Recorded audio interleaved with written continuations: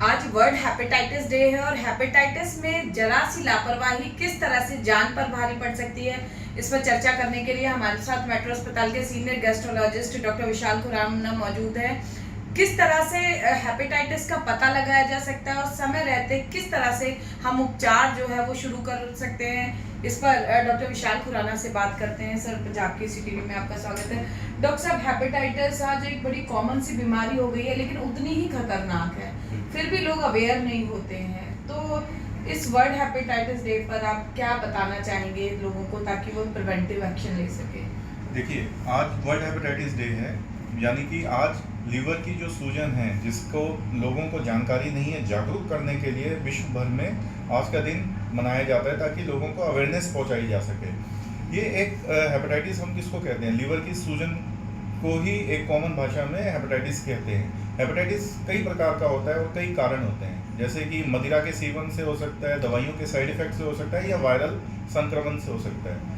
और जो वायरल संक्रमण है वो भी 4 प्रकार का होता है, हेपेटाइटिस ए, बी, सी और ई करके, जिसमें से ए और ई एक्यूट होते हैं और बी और सी हेपेटाइटिस ये लंबे समय तक क्रोनिक डिजीज कर सकते हैं। इसलिए एक उद्देश्य लिया गया है कि 2030 तक हम हेपेटाइटिस वर्ल्ड से ख़त्म करने के नियरेस्ट पहुँच सकें। लेकिन अगर हम इस बीमारी के बारे में बात करें, लगभग 1 से 3% भारत में लोग इससे संक्रमित हैं, और जो संक्रमित हैं उनको 95% लोगों को मालूम नहीं है, कोई सिम्टम नहीं होते कि उसके अंदर ये हेपेटाइटिस पनप रहा है।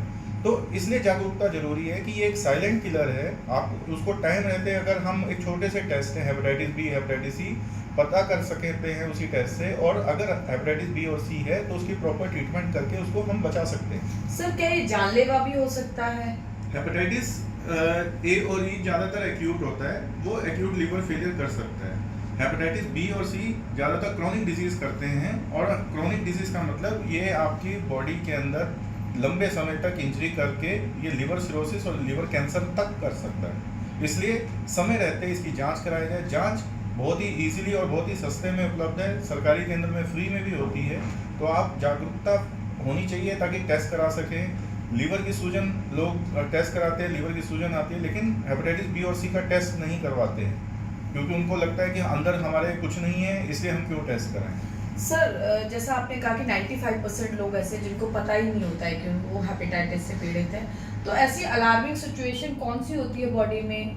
क्या सिम्टम्स ऐसे आए कि लोगों को लगे और वो साथ में हेपेटाइटिस का भी टेस्ट करवाएं?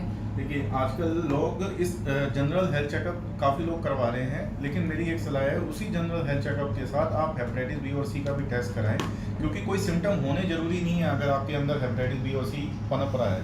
हाँ, जब ये तकलीफ देने लगता है, जैसे कि आपको उस समय पेट में दर्द, जी मिचलाना, भूख कम लगना, उल्टी जैसा मन करना, वजन घटना और पीलिया आने के लक्षण आ सकते हैं जब ये आपको तकलीफ देने लगे।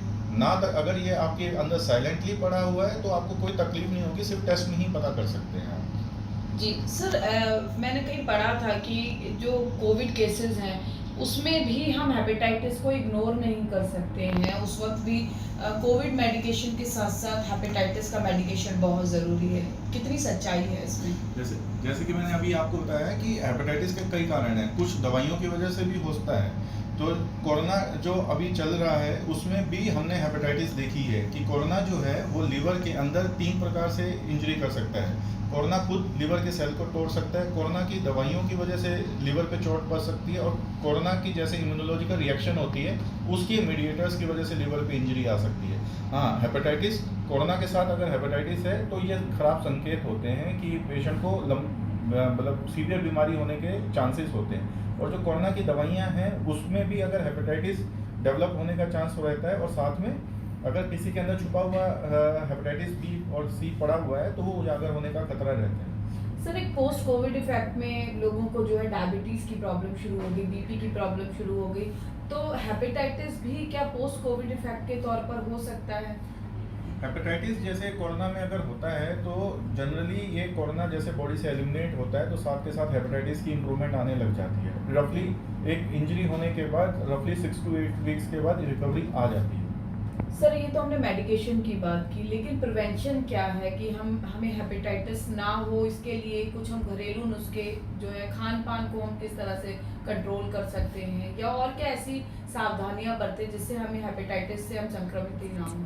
देखिए, जैसे मैंने बताया हेपेटाइटिस 4 प्रकार का होता है, hepatitis A, E, hepatitis B और सी। अब इनकी बात करें, हेपेटाइटिस ए और ई ज़्यादातर प्रदूषित खाने पीने से ही आता है, तो इसके बचाव के लिए हमें साफ़ सुथरा और सिर्फ हाइजीनिक जगह से ही खाना पीना खाना चाहिए। और रही बात हेपेटाइटिस बी और सी, ये ज़्यादातर शरीर के किसी पदार्थ के थ्रू ट्रांसमिट होता है, इन्फेक्टेड पर्सन से नॉन इन्फेक्टेड पर्सन के अंदर ब्लड के द्वारा ज़्यादातर ये ट्रांसमिट होता है। सो आपको कंटेमिनेटेड नीडल्स जैसे जो ड्रग यूज़र्स होते हैं उनको शेयर नहीं करनी चाहिए, प्रोटेक्टेड सेक्स करना चाहिए। अगर आपको मल्टीपल सेक्सुअल पार्टनर हैं तो आपको कॉन्डम का इस्तेमाल करना चाहिए। और हेपेटाइटिस बी और ए की वैक्सीनेशन अवेलेबल है, जो कि हेपेटाइटिस बी की वैक्सीनेशन मोर देन 95% इफेक्टिव है आपको हेपेटाइटिस बी होने से रोकने के लिए। तो आप वैक्सीनेशन करा सकते हैं, सारी जगह अवेलेबल है, इससे आप अपने आप को बचा सकते हैं। सर काफ़ी हेपेटाइटिस के जो टाइप्स हैं उसमें ऐसा भी मैंने पढ़ा है कि पॉल्यूशन एक बहुत बड़ा कारक है, कि अगर आप पॉल्यूटेड एरिया में हैं, पॉल्यूटेड फूड खा रहे हैं तो हो सकता है। तो लोगों से क्या अपील करना चाहेंगे, क्योंकि फरीदाबाद मोस्ट पॉल्यूटेड सिटीज़ में माना जाता है? देखिए, हेपेटाइटिस ए और ई ज़्यादातर प्रदूषित खाने पीने से आता है, तो उसके लिए साफ़ सफाई यानी कि आपको हाइजीनिक फूड लेना है। मान लीजिए अगर आप बाहर हैं तो आप मिनरल वाटर या पैक वाटर ही यूज़ करें या बॉईल करके पानी लें। और खाना बाहर का अगर आप लेना मजबूरी है तो आपको सिर्फ और सिर्फ बॉइल्ड अच्छे से कुक किया हुआ फूड लें, तो उसमें वायरस जल्दी ख़त्म हो जाते हैं, इससे आप बच सकते हैं। अगर आप स्टेल फूड या ठंडा खाना पीना लेंगे तो आपको इन्फेक्शन होने के चांसेस रहते हैं, खास करके रेनी सीजन में जिसमें ये वायरस ज़्यादातर एक दूसरे से ट्रांसमिट होते हैं। सर क्योंकि आप गैस्ट्रोलॉजिस्ट हैं और वह रेनी सीजन चल रहा है, तो एक दर्शकों के लाभ के लिए मैं क्वेश्चन करना चाहूँगी कि इस वेदर में सबसे ज़्यादा स्टमक इन्फेक्शन के मामले आते हैं, तो उसके लिए क्या प्रिवेंशन लिया है? देखिए, रेनी सीजन में 2-3 चीज़ें होती हैं। आपका डाइजेशन थोड़ा सा स्लो हो जाता है, आपको मन करता है बाहर का खाना खाने का, और इस समय बाहर के खाने में ये इन्फेक्शन होने के चांसेस बहुत ज़्यादा होते हैं। खास करके स्ट्रीट वेंडर्स जो होते हैं, अगर उनका हाथ साफ़ नहीं है तो एक से दूसरे के अंदर वो ट्रांसमिट कर सकते हैं। तो आप इस समय खास करके रेनी सीजन में आप बाहर का खाना तो बिल्कुल ही अवॉइड करें। उबला हुआ ही बॉइल्ड प्रॉपरली कुक फूड आप लें। अगर पानी पी रहे हैं तो मिनरल वाटर का, या घर पे हैं तो आरओ का वाटर आप या बॉईल करके आप पानी लेना चाहिए इस समय। और ज़्यादातर कोशिश करनी है आप ठंडी चीज़ें इस समय कम खाएं।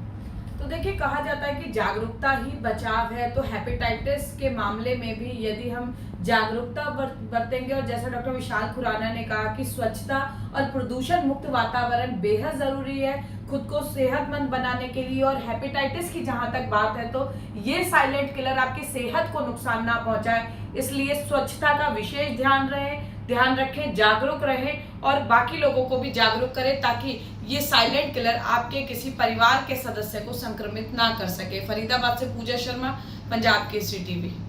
हमसे जुड़े रहने के लिए हमारे YouTube चैनल को सब्सक्राइब करें और नई वीडियो की नोटिफिकेशन के लिए बेल आइकॉन को दबाएं।